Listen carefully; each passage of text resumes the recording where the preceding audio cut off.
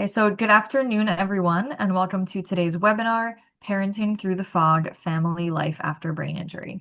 Thank you for joining us. My name is Kim Stranero, and I'm a community outreach specialist at the Brain Injury Alliance of New Jersey. The Alliance is a nonprofit organization with a mission to provide education, awareness, prevention, strategies, advocacy, and support for those who have been impacted by brain injury. I would like to announce that we will be hosting another webinar on January 20th, 2026 on legislative advocacy. More details will be coming in the next few weeks, so stay tuned. I would like to announce also that we have our annual regional trainings for health and human service professionals coming up on March 10th in East Hanover and March 19th in Cherry Hill. More details can be found on our website. Now, just a few housekeeping notes before we begin the presentation. Attendees' microphones have been muted. If you have any questions during today's webinar, please type them in the Q&A box. We will get to as many questions as possible at the end of the presentation. This webinar is being recorded and it will be available for viewing on the BIANJ website. At the end of the webinar, a link for a post-webinar survey will be placed in the chat. We value your feedback, so you are encouraged to complete the survey. You must complete the survey in order to receive a certificate of attendance. Once you complete the survey, you will automatically receive your certificate of attendance via email. Our presenters for today's webinar are Dr. Kimberly Beckwith-McGuire and Dr. Jill Brooks. Dr. Kimberly Beckwith-McGuire received her doctorate in clinical psychology from the California School of Professional Psychology at Alliant International University in San Diego, California. She is board certified in clinical health psychology through the American Board of Professional Psychology. A staff psychologist at Kessler Institute for Rehabilitation in West Orange, New Jersey since 2006, Dr. McGuire provides individual and group psychological services using a biopsychosocial spiritual approach for individuals diagnosed with stroke, traumatic brain injury, spinal cord injury, amputation, multiple sclerosis, cancer, and other illnesses. Dr. Jill Brooks is a clinical neuropsychologist and founder of Head to Head Consultants in Gladstone, New Jersey. She holds degrees in speech and language pathology from Northwestern University and the University of Wisconsin-Madison, and a PhD in counseling psychology from the University of Miami. A former chief of speech and language pathology at Jackson Memorial Medical Center and associate professor of neurology and clinical neuropsychology at Robert Wood Johnson Medical School, Dr. Brooks has authored numerous publications on concussion, neurogenic speech disorders, and executive dysfunction. She played a leading role in developing New Jersey's statewide concussion management policy and serves on multiple state advisory councils related to brain injury. Dr. Brooks' private practice work focuses on evaluation and treatment of neurologic issues such as concussion, ADHD, learning disabilities, autism spectrum disorder, and epilepsy. Her work on concussion in female athletes has been featured by ESPN, Good Morning America, and Twin Cities Public Television, and she continues to integrate mindfulness and yoga into her neuropsychological practice. I am pleased to welcome Dr. Kimberly Beckwith-McGuire and Dr. Jill Brooks. Okay, so let me Thank try you. to, I'm going to share my screen. We're ready for me, right, Kim? Yes. Yep. Chris, are we able to get the captions on? No, for some reason they're not available. I had them turned on for it. I invited the captioner. Okay. We can figure it out on our back end. You're okay to continue, Dr. McGuire, and we'll continue figuring it out. Okay. Okay, well, good afternoon, and thank you, Kim, for our introduction. So today, Dr. Brooks and I are here to begin a conversation on the challenges that parents that have had a traumatic brain injury can face after the brain injury. And for some individuals, the symptoms from the brain injury resolve in a predictable amount of time. And for other individuals, these symptoms can remain for a longer period of time and sometimes are permanent. So here is a list of what we hope to cover with you today, keeping in mind that we're very much aware that experiencing a traumatic brain injury is life-altering, and that the parenting piece of it after a brain injury can be very daunting and equally life-altering. And so these are the topics where we want to provide an overview of, but we're also aware that each individual and the family dynamics will have specific concerns. So our goal is to go over the information and then leave time at the end for questions. And if you would like to share in the Q&A anything specific that you were hoping to gain from this presentation and discussion, that could be helpful as well. So first, just to begin with acknowledging all the various types of brain injury. This presentation is geared more towards people, I would say, on the mild to moderate categories of brain injury. And so I've just put a little information here just to overview what is labeled in the field as a mild traumatic brain injury, often a concussion. And these are some of the symptoms that folks can experience that you might have experienced. You could have experienced all of these or just a few of these. And then there's also the moderate to severe categories of brain injury, and those tend to be folks who have had a longer period of loss of consciousness. They can have some seizures. There can be weakness that's associated, visual changes, some bleeding, but not necessarily all of these. So I did leave the reference in there if you wanted to look up additional information. So now let's move on to really the struggle, which are the symptoms of living with a traumatic brain injury, especially when you're parenting.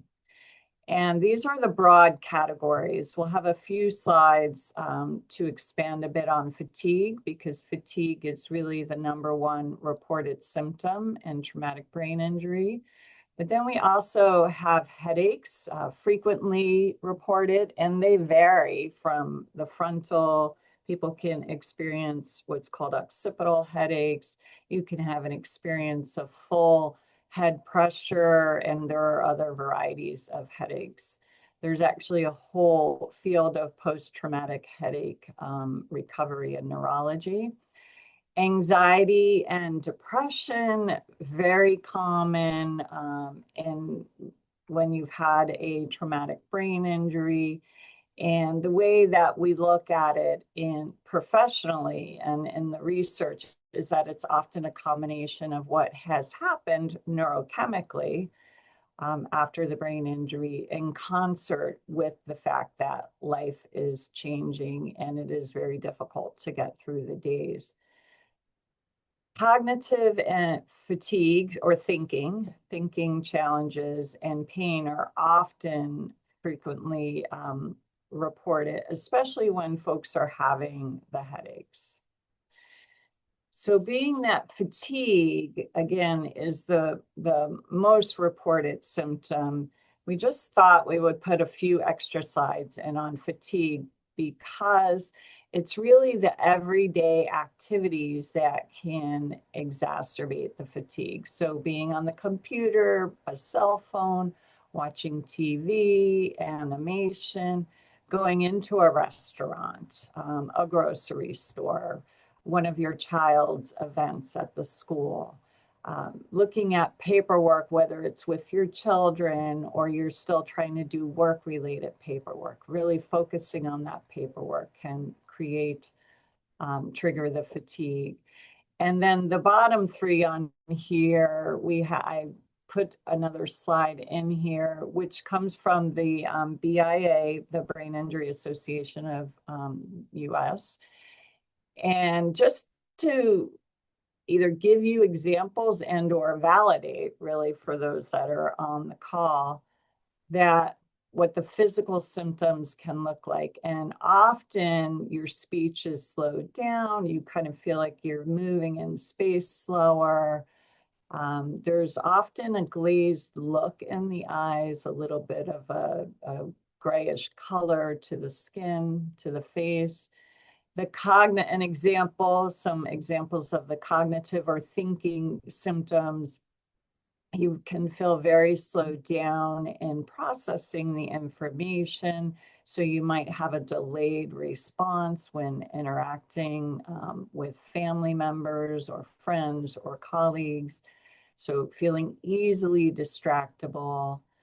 And also a few examples of the social and emotional. You tend to not want to, you want to engage in the social activity, but you find that you're decreasing engagement in those activities. Sometimes this is good in the course of recovery. So again, it really depends how long someone is, how far along in recovery after the brain injury. You can also feel very irritable, difficulty doing daily activities. The tone of voice can almost be like monotone. So these are some examples of what that fatigue can look like. Now, I found this great depiction. I really like the visual and it's really about, I like this because of the cognitive reserve or the brain's reserve. So the healthy brain, the way this is depicted, has almost half, right, of the half of a daily reserve, right? When you look at the traumatic brain, injured brain, the reserve is much less because the demand on the brain, on your brain, trying to do everyday tasks, taking out the garbage, making a meal, taking a shower, or dealing with the emotions of the pain. So the everyday tasks are almost, I guess by this depiction, tripled allocation of the energy of the brain.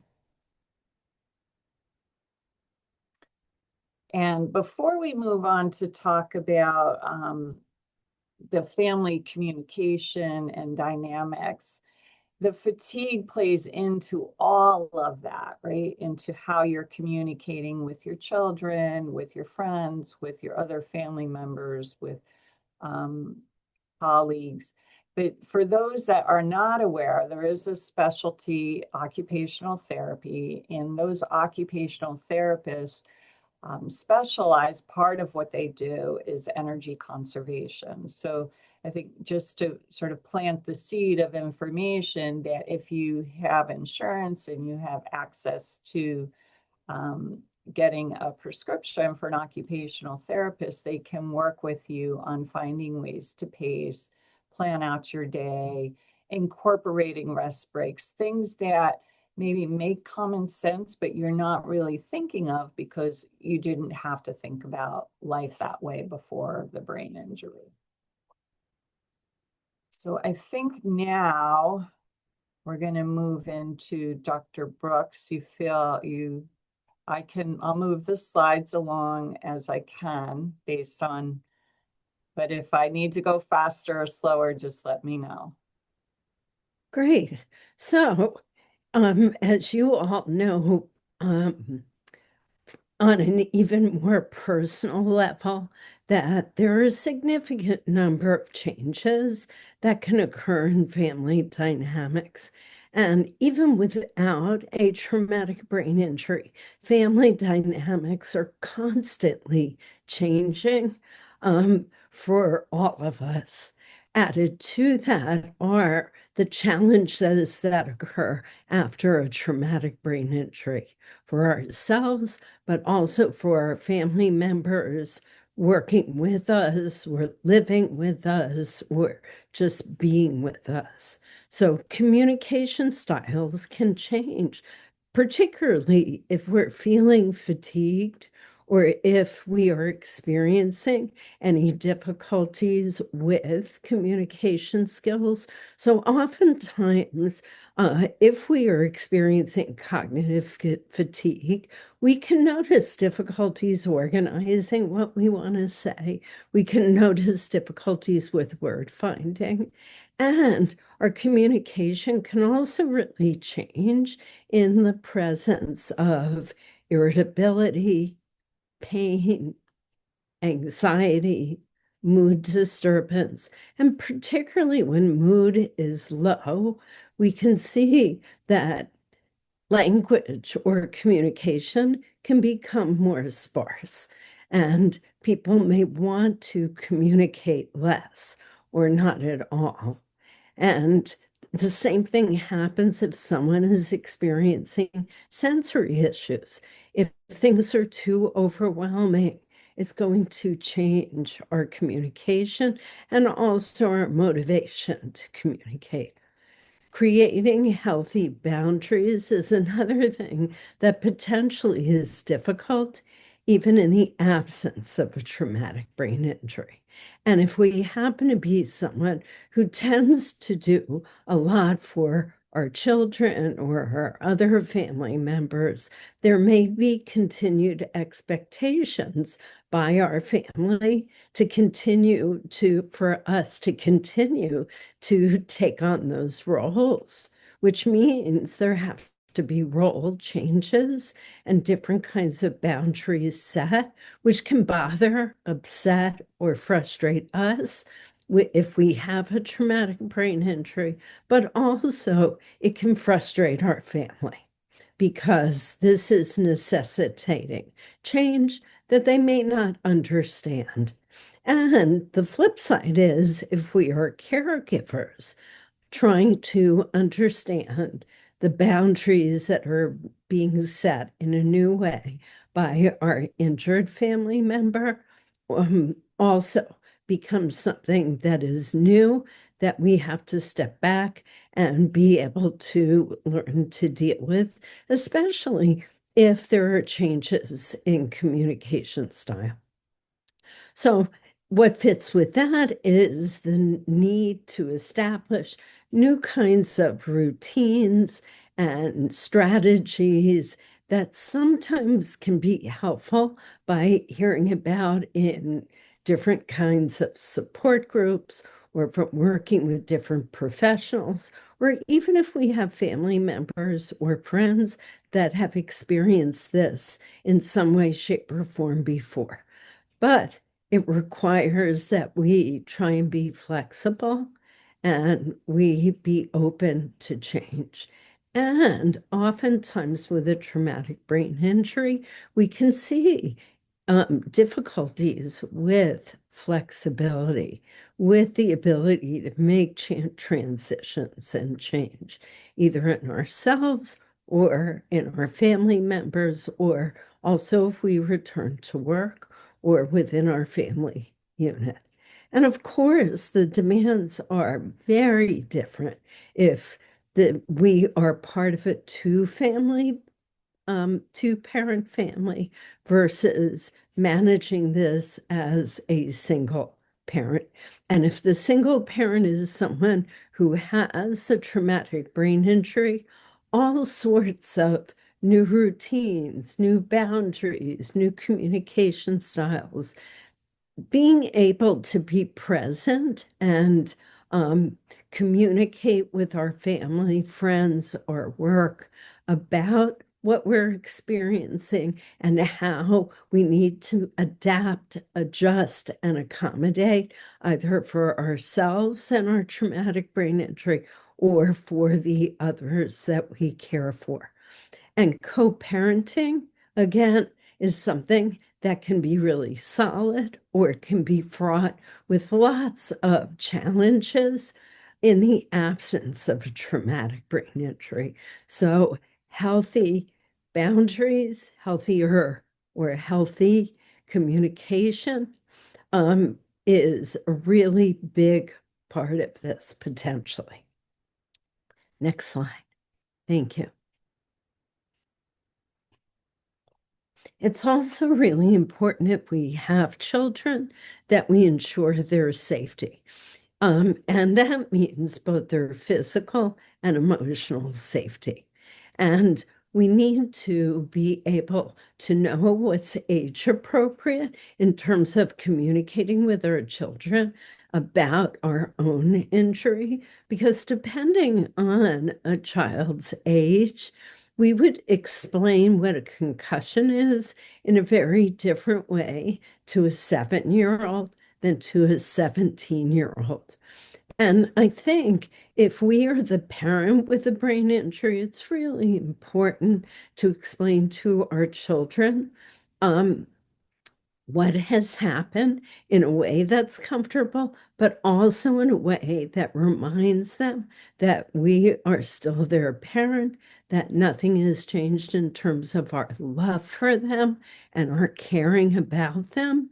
What has changed is some of the different kinds of adaptations that we need to make. So, as your mom, I may need to sleep more. You may notice that mom really gets tired more quickly. And sometimes that I can get tired from thinking really hard or helping with homework, or sometimes I can become really tired, even just from folding the laundry or cooking.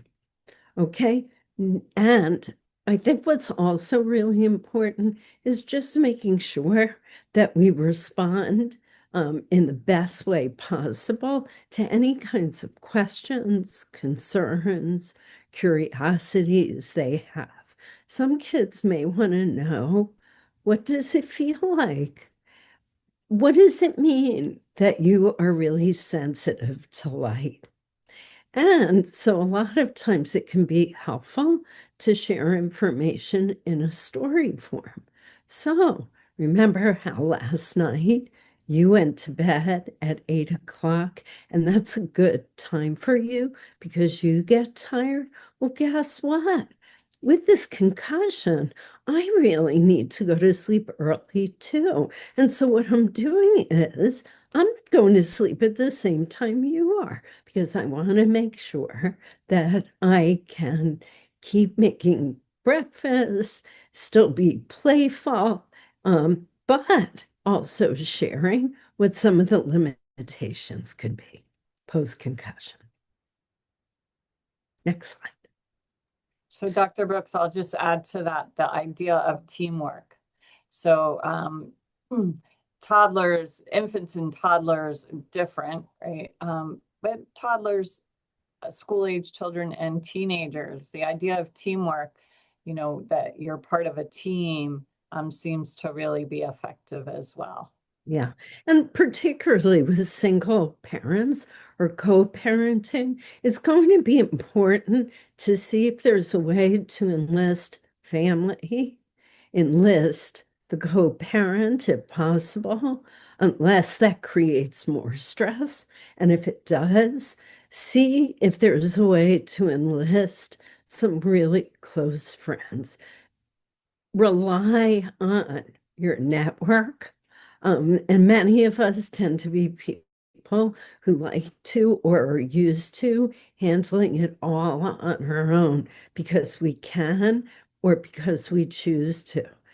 There are always going to be situations where we need to learn how to reach out to others and, balance our resource management.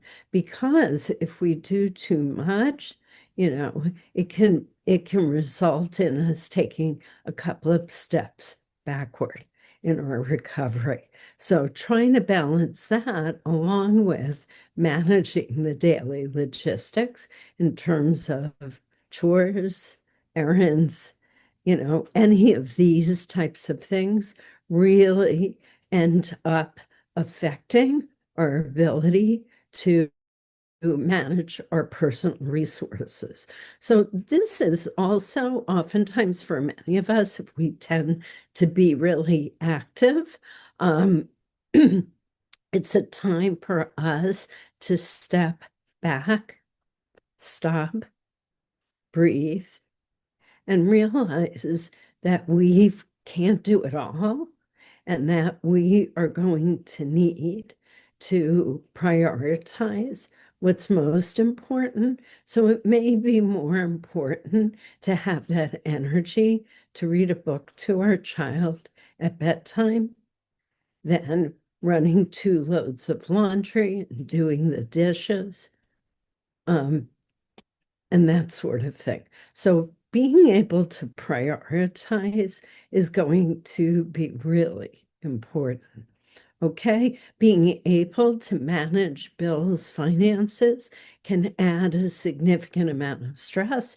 And also, if we're experiencing any difficulties with attention and concentration, we might notice that we make more careless or inattentive errors. So, looking and checking bills or calculations is important, particularly at a time of day when we have the least amount of fatigue. Driving initially may be out of the question initially after a concussion. So being able to have some resources as backup to ensure that we can get our kids to school, that we can get to our appointments, that we can do any kind of grocery shopping. And so making sure that we either can buy groceries online or that we head to the grocery store when it's the least likely time that there's going to be a big rush.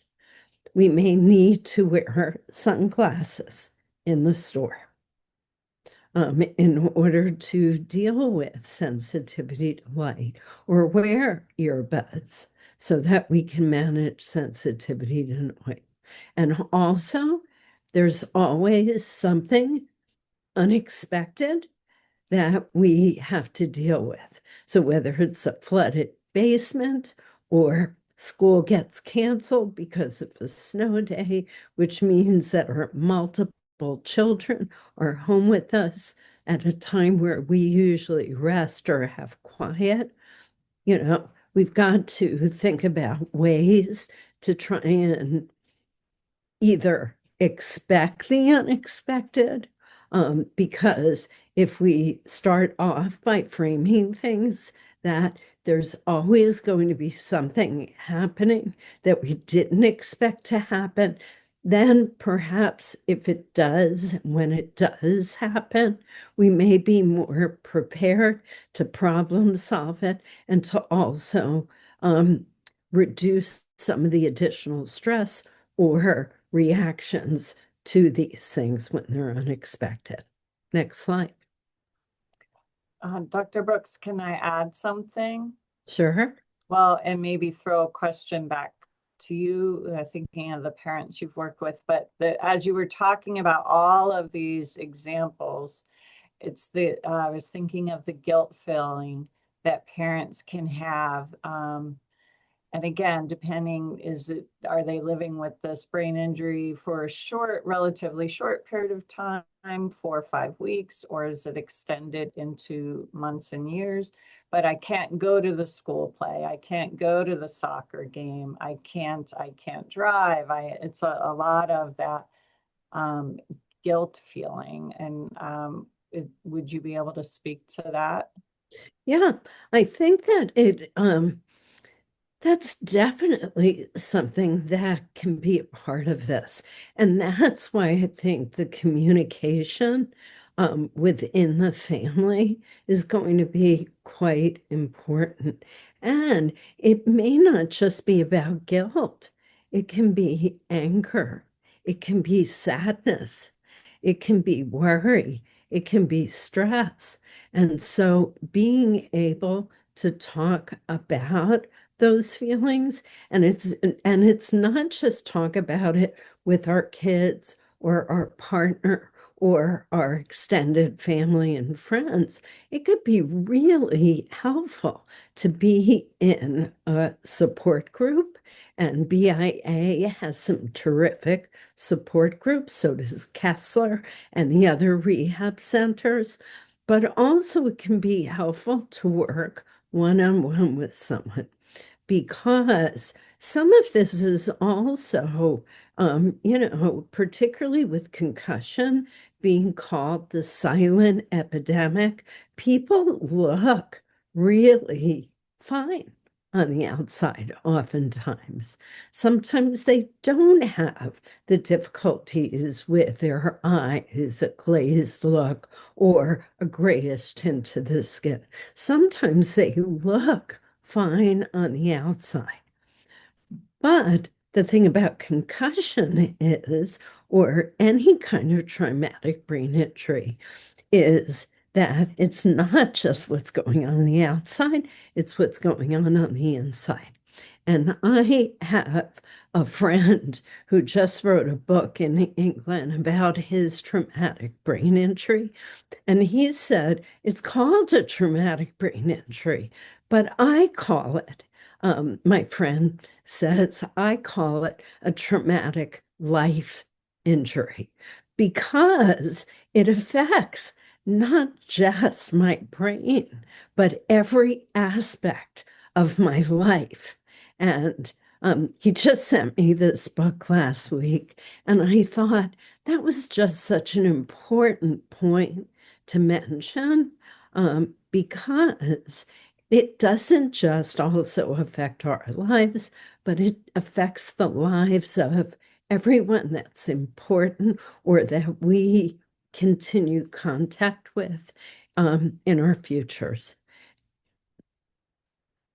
So I think that being able to get into some sort of support group or work in therapy, and also, as Kimberly was mentioning earlier, if people have insurance, that's wonderful. They can try and get those resources.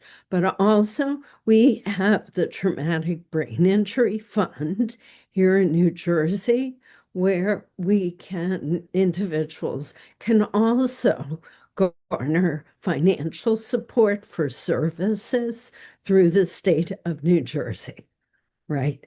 And so that's why we wanted to make sure that we listed all the types of services that are available here in New Jersey.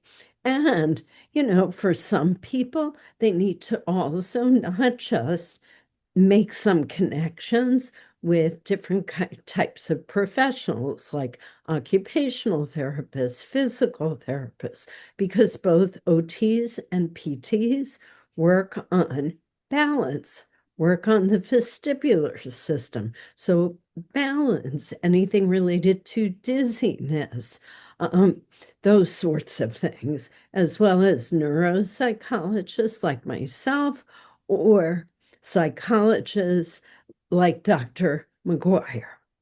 And, Dr. McGuire and I have always been really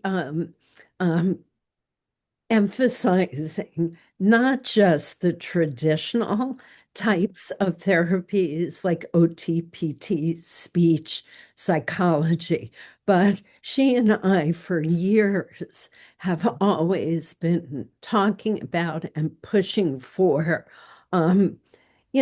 some of the outside the box therapies. And believe it or not, even working with vision specialists at one point in time was considered outside the box kind of therapy.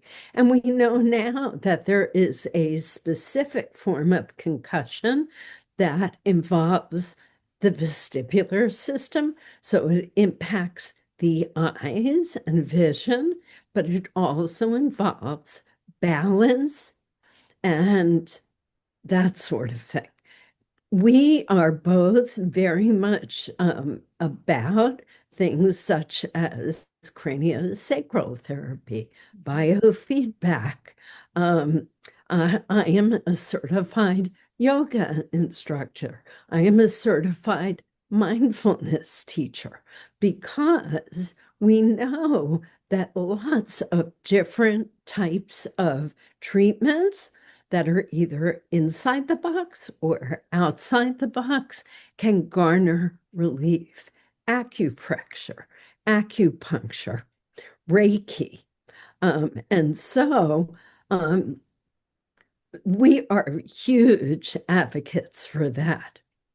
And for people, for many of us, this is not just about healing ourselves physically, emotionally, and cognitively. Spirituality and or religion often plays a huge role in individuals' lives. And so encouraging, the connection or the reconnection or the continued connection with spirituality and religion, and or religion in our lives can certainly be really helpful. And then in terms of basic needs, there are food banks that are strategically located. There are also many organizations such as Catholic Charities or Jewish Family Services that offer non-denominational therapeutic intervention, whether it's vocational or social or psychological services on a sliding fee scale basis. And so, right now, and, finances can be really tight at this point in time and also gets tighter if an individual in the family who's been injured is not able to return to work. And so being connected with social workers, vocational services, loans, many of the organizations like Jewish Family Service offers loans to families during times of need.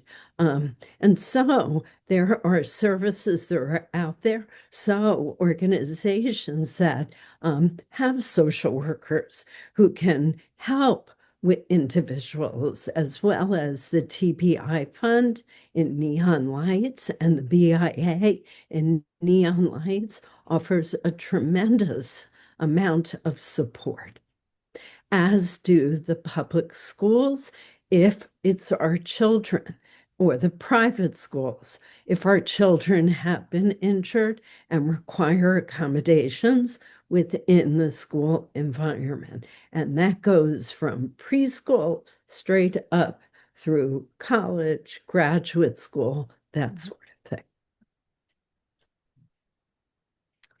And here's some additional resources. And by the way, once our talk is over, Dr. McGuire and I have asked the Brain Injury Alliance to share all of our slides with you, as well as all of the resources. Another really wonderful resource is, and this really is comes out of my yoga meditation interests, but Love Your Brain Yoga is another resource.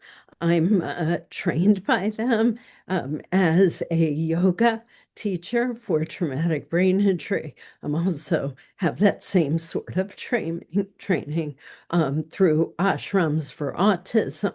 And they offer wonderful weekend retreats via Zoom or via in person. They also now have created an entire library of talks that have been provided by lots of different kinds of professionals, as well as individuals who have sustained a brain injury.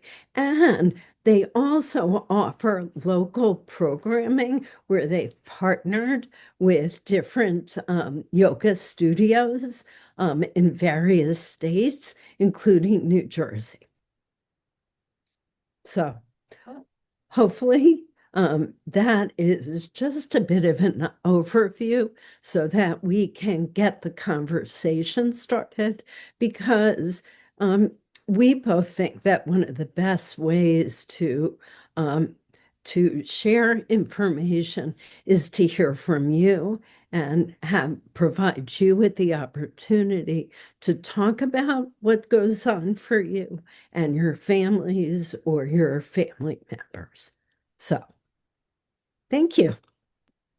Well, thank you so much for that really informative presentation. I'm just looking at the questions now. So we do have a question. What are your recommendations for individuals who exhibit a lack of insight into their deficits that impact daily home and caregiving tasks? I think we could both speak to that. Yeah. So, well, Dr. Brooks does evaluations, but so it depends really how recent, I would say, right, Dr. Brooks, how recent the injury is. If their insight is not there and we're only talking weeks after the injury, it could be a conversation with a neurologist, a psychologist, a neuropsychologist. And if it's going on for an extended period of time, I would say it's having what's called a neuropsychological or a cognitive evaluation to look at if what is it slowed processing speed, but also in that evaluation, there can be mood measures that are placed in there to help tease out what's anxiety and depression, what slowed processing speed. Do you want to add to that, Jill? Yeah. Also, depending on where in the brain the injury occurs, typically the right side of the brain, we tend to see more difficulties with insight and awareness.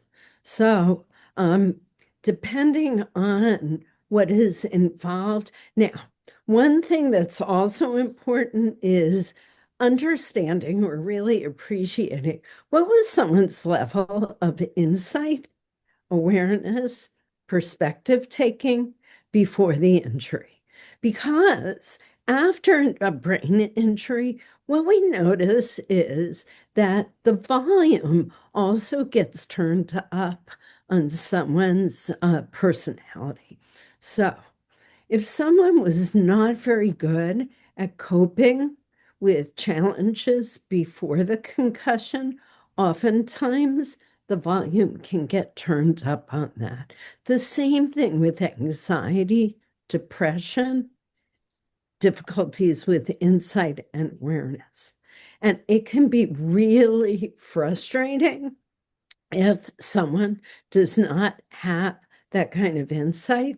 And so I think the idea of having an evaluation can be great because when specific examples are given to, let's say, the neuropsychologist or whoever, there's a way to brainstorm with the caregiver different ideas about how to handle those specific situations.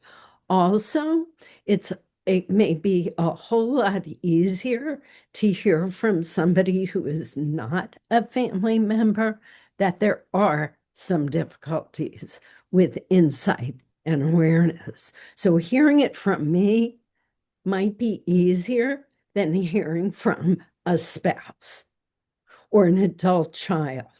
And so then once you leave the assessment, then there is a way to still tag that information back to the professional.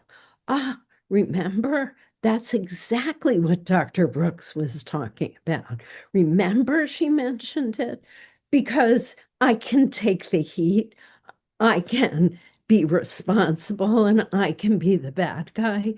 I think it's more challenging for a family member to have to mention those things and take the heat. Absolutely. Thank you both for your responses to that question. Was that helpful to the person who asked the question? I will look for their response. Yes, yep. Very helpful. Thank you. Great. And then someone else asked, where do you go for yoga for people with brain injuries? Well, what I would do is go on to Love Your Brain, and they have a listing of the yoga studios that they work with. And I if think I think in New Jersey, it's still only Cranford though, right? I was just going to Oh, say, it's the studio in Cranford is the one that there were several others, but you can either look on Love Your Brain In's website, or you can call. There's a yoga studio. Great. Thanks so much. And I also put the And link to Love Your Brain in the chat too. So Great. hopefully everyone And the can see that. beauty of work doing yoga for someone who's trained is there are certain poses that can actually promote brain health, but there are also certain poses that we want to stay away from. Um, and oftentimes that can involve inversions, like standing, like headstand, shoulder stand, that sort of thing, which are the kinds of uh, things we want to avoid. And they also always include a meditation, some gratitude, and at the end of the session, there's a bit of social time. and I would add that the benefit of going to a facility that is familiar with brain injury is stimulation. Low lights, they're not having the music on. They're usually very much aware of the stimulating environment. Yeah. And the needs of someone with a traumatic brain injury. Mhm. And they offer so many free activities, connections. They have a whole mindfulness month. And you can have you can participate via Zoom with a 15 to 30-minute meditation during a mindful month. And it's just a wonderful, wonderful organization. Thank you so much. And then I do see another question. Someone said, where can I find a neuropsychologist who specializes with injury to the cerebellum? And also a neurologist who knows the updated research on the cerebellum impact on other issues besides balance.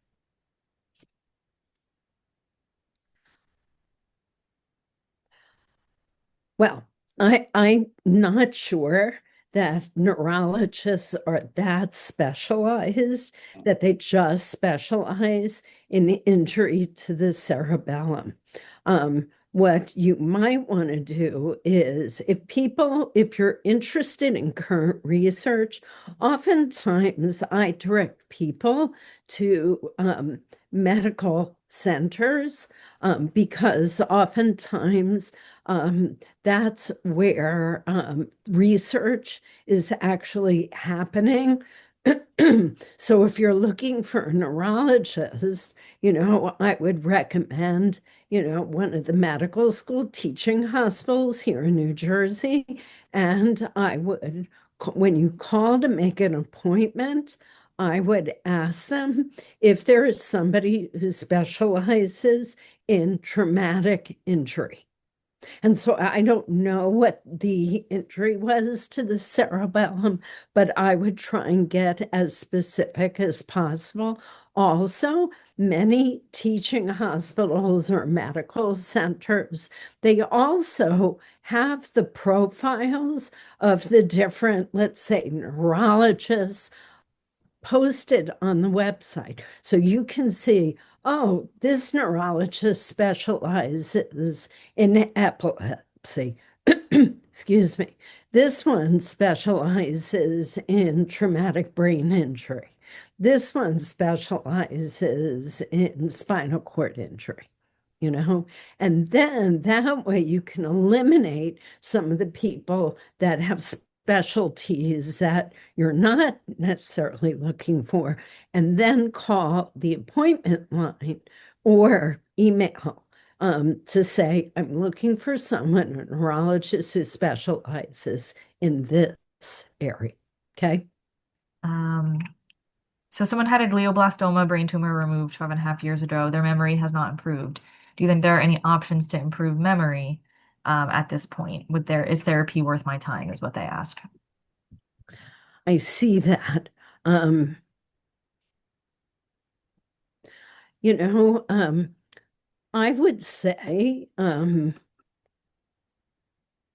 if you scheduled an appointment, it looks like for cognitive therapy, but you're not sure it's a waste of time, I would basically contact the provider as well as the person, likely the neurologist, who recommended cognitive therapy, and ask them for the literature and the research on that. Sometimes it's not even just about, working to remediate the issue.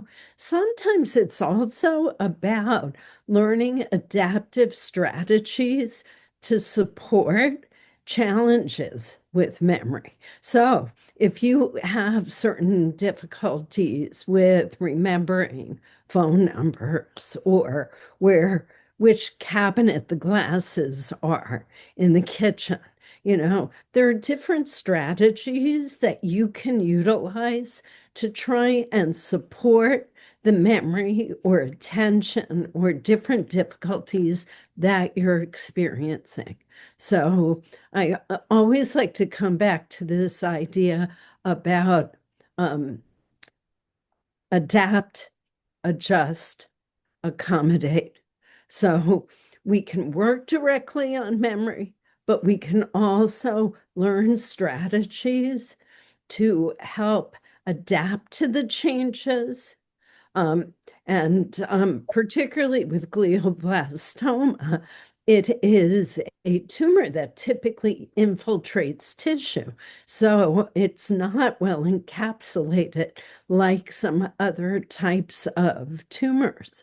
So, there can be additional difficulties that we see, okay, related to different aspects of cognition. So I think not just learning how to improve memory, but more importantly, particularly as we move further and further out from your resection, which is wonderful that it's been 5.5 years post. That's so terrific to hear. I would focus most on how to adapt, how to change the environment, and how to utilize different strategies to assist you. Great. Well, thank you so much. And someone else asked in the chat, I just answered it via chat. Someone asked about in-person meetings for TBI patients and family members. So we do have in-person support groups in 13 counties throughout the state. If you go to that link that I sent in the chat, the BIANJ.org/support, you can see all of the in-person meetings that we have. For example, in Morris County, we do have one once a month in Chester, and they're in 13 different counties. So feel free to check that out. We also have them online if people prefer virtual. And then one other thing I'll mention too for in-person groups is we have a family camp. And so this is the second year we're holding that. That's in June. And it's for the whole family unit to attend camp together. So it's 4 days and 3 nights, if I'm not mistaken. And it's just a nice little vacation, nice getaway. It's, recreational. You get to socialize with other families. So I would recommend checking that out too. And I can send that link in the chat. And the beauty is that oftentimes some of the most insightful strategies can be garnered from other people going through what we're going through. And the camp is terrific. It really is. Absolutely. Yeah, I attended last year and it was such a wonderful experience. Everyone making new friendships, connecting. A lot of those friendships extended beyond camps. So it was really, really nice to see. So thank you both for sharing your expertise with us today. Really appreciate you coming out and doing the presentation. And if anyone has any questions that were not answered today, or if you didn't feel comfortable asking specific questions today, you can email me at kmyers at bianj.org, and I will try to have our presenters answer it. So one final reminder, please complete the post-webinar survey. Chris just put it in the chat there. And you will automatically receive a certificate of attendance via email once you do complete that survey. So thank you again, everyone, for attending. Thank you for your thoughtful questions and comments, and we hope to see everyone at the January 20th webinar. This concludes today's webinar. Thank you again. Thank you. Thank you for having us.